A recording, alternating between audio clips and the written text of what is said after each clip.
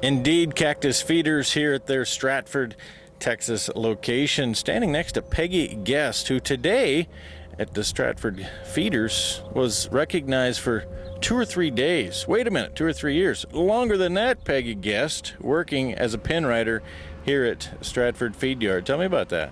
I've been here for 25 years.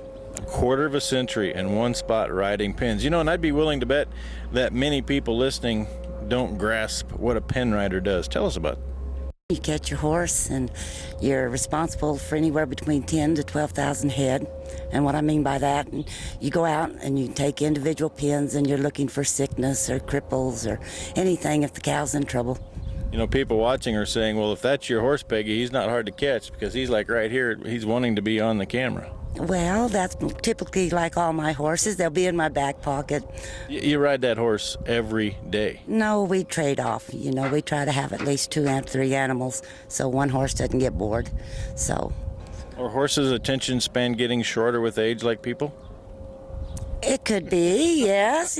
Really not sure how to answer that. But we ask a lot of a horse. You know, we don't only ride pens, but we have to do shipping. And it's hard on the animal to a certain degree. You know, they have to be going. So we like to have 2 or 3 so we can trade out and give everybody a break. Sure. I'd like to come back to your understanding of animal behavior and how it's the pen rider's job to sense that there's something wrong with one of these animals between 10 and 20,000 a day that you're monitoring, because a good pen rider will actually know the day before somebody else might know that that animal is really not feeling well. How do you do that? My best knowledge is I look in their eye.